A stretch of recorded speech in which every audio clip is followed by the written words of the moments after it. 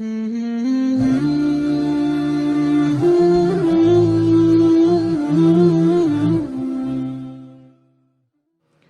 نے آپ کے سامنے سورہ زمر قرآن پاک کی 39 نمبر سورت اور اس کی 53 نمبر آیت تلاوت کی ہے۔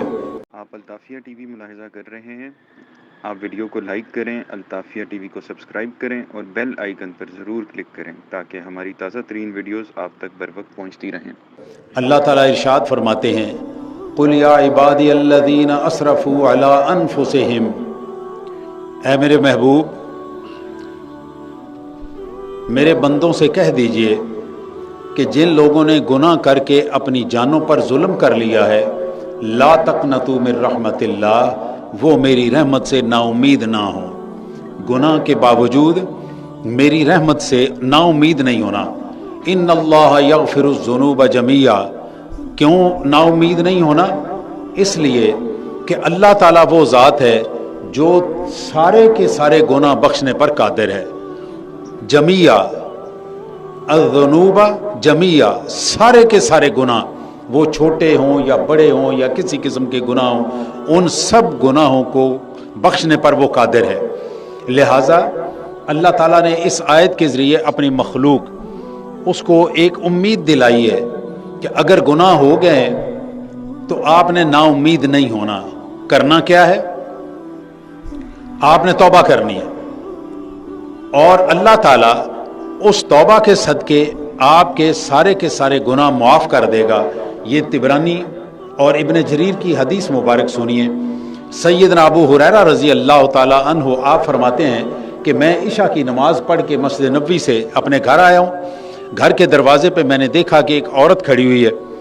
میں نے اس کی طرف توجہ نہیں کی، میں گھر میں داخل ہو گیا۔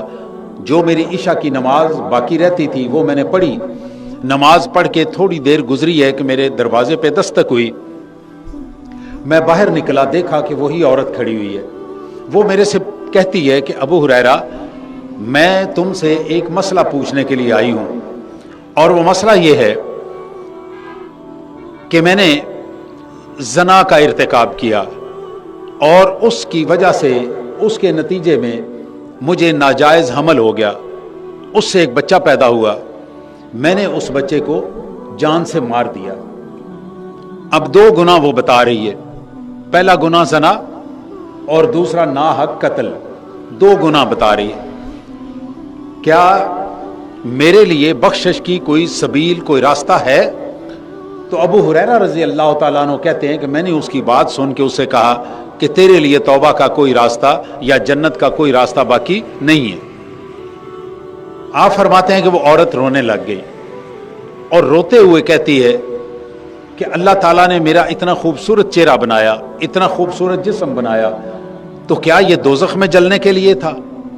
اب اللہ تعالیٰ کی اس خشیت کی وجہ سے، اللہ تعالیٰ کے سامنے عاجزی سے وہ روتے ہوئے وہاں سے رخصت ہو گئی۔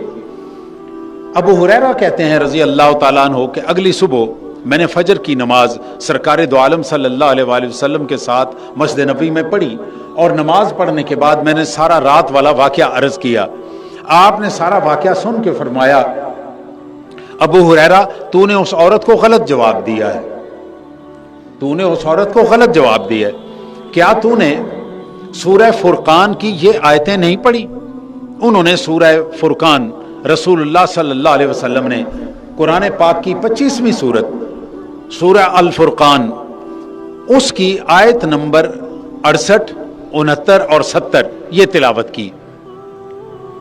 اب ذرا سنیے وہ تلاوت اور وہ آیات۔ فرمایا والذین لا یدعون مع اللہ الہا آخر، کہ جو شخص اللہ کے علاوہ کسی اور کی عبادت نہیں کرتا۔ یہاں پہ ایک جرم کا ذکر کیا، اور وہ جرم کیا ہے؟ شرک، کہ کوئی شخص ایسا ہے جو شرک نہیں کرتا۔ والذین لا یدعو مع اللہ الہا آخر، ایسا شخص جو کہ اللہ کے علاوہ کسی کی عبادت نہیں کرتا، شرک نہیں کرتا۔ ولا یقتلون النفس التي حرم اللہ الا بالحق، اور وہ ناحق قتل بھی نہیں کرتا۔ اب دوسرا جرم بھی بتا دیا، قتل، اور تیسرا فرمایا ولا یزنون، اور وہ زنا بھی نہیں کرتا۔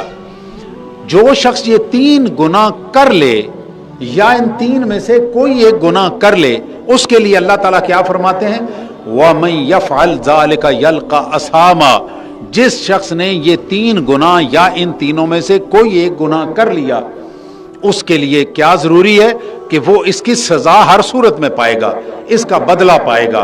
वमन यफ़अल ज़ालिका यल्क़ा असामा, वो इस गुनाह का बदला पाएगा। ये थी आयत नंबर 60। इसका मतलब ये हुआ कि उन 3 गुनाहों में से 2 गुनाह वो औरत कर चुकी है और उसका वो इकरार कर रही है कि मैंने ये दो गुनाह किए हुए। युदाअफ़ लहुल अज़ाब यौमल क़ियामह, अगली आयत जो 69 नंबर है, उसमें अल्लाह ताला ने फरमाया जिन शख्स ने ये 3 गुनाह किए हुए उसके लिए क्या होगा कि क़यामत के दिन मैं उसकी सजा बढ़ा दूंगा, मैं उसकी सजा युदाअफ़ लहुल अज़ाब, मैं उसके अजाब में इजाफा कर दूंगा। अगर उसको 10 साल की सजा हुई है तो मैं बढ़ा के उसको 11 या 12 साल कर दूंगा। अब ये अल्लाह ताला का फरमान है, वयख़लुद फ़ीहि मुहाना, उसको ये जलील करने वाला अजाब, ये जलील करने वाला अजाब, उसमें वो हमेशा पड़ा रहेगा।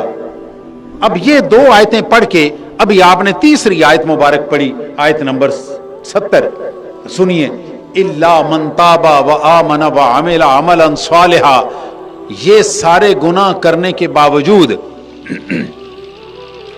अगर कोई शख्स तौबा कर लेता है, इल्ला मन ताबा, अगर वो तौबा कर लेता है और तौबा के साथ अगला काम क्या है, व अमिला अमलन सालिहा, वो नेक अमल शुरू कर देता है। अब ये इसके साथ शर्त है कि उसने तौबा की, जो गुनाह छोड़ दिया और अब उसने नेक अमल शुरू कर दिए। अब जरा सुनिए इसकी जजा क्या है। ये तीनों गुनाह करने के बावजूद अल्लाह ताला फरमाता है, फ़उलाइका युबद्दिलुल्लाहु सय्यिआतिहिम हसनात, अगर उसने ये गुनाह करने के बाद पक्की तौबा कर ली और नेक अमल शुरू कर दिए तो मैं उसके गुनाह माफ नहीं करूंगा, मैं उसके गुनाहों को नेकियों में बदल दूंगा। जहां जहां उसका गुनाह लिखा हुआ था वहां वहां मैं उसकी नेकियां लिख दूंगा। इससे बड़ा मुझे बताइए कि अल्लाह की तरफ से हमारे लिए इससे बड़ा और क्या करम हो सकता है कि हमने गुनाह भी किए हुए हों और अल्लाह ताला उन गुनाहों को नेकियों में तब्दील कर दे। वकान अल्लाहु गफूरर रहीमा, उसकी वजह यह है कि अल्लाह ताला बहुत ज्यादा बख्शने वाला और रहम करने वाला है। हज़रत अबू हुरैरा रज़ी अल्लाह ताला अन्हु कहते हैं कि मैंने रसूलुल्लाह सल्लल्लाहु अलैहि वसल्लम से जब ये बात सुनी तो ये सुनने के बाद मैं उस औरत की तलाश में निकल गया, लेकिन वो औरत मुझे इशा के वक्त मिली। जब मिली तो मैंने उसको ये सारी की सारी चीज़ें बताई। वो सुनते ही सजदे में गिर गई। हज़रत अबू हुरैरा कहते हैं कि वो सजदे में गिर गई और रोने लग पड़ी और कहती है कि मेरा रब कितना गफ्फार, कितना सत्तार और कितना रहम करने वाला है, जो मेरे इतने गुनाहों के बावजूद भी उसने मेरे लिए जन्नत का रास्ता खुला हुआ, उसने मेरे लिए जन्नत का रास्ता खुला रखा है। ये बात करने के बाद उसने तौबा की और उस खातून ने अपनी लौंडी उसको आज़ाद कर दिया एक कफारे के तौर पे। आप अल्ताफिया टीवी मुलाहिजा कर रहे हैं, आप वीडियो को लाइक करें, अल्ताफिया टीवी को सब्सक्राइब करें और बेल आइकन पर ज़रूर क्लिक करें ताकि हमारी ताज़ा तरीन वीडियोज़ आप तक बर वक्त पहुँचती रहें।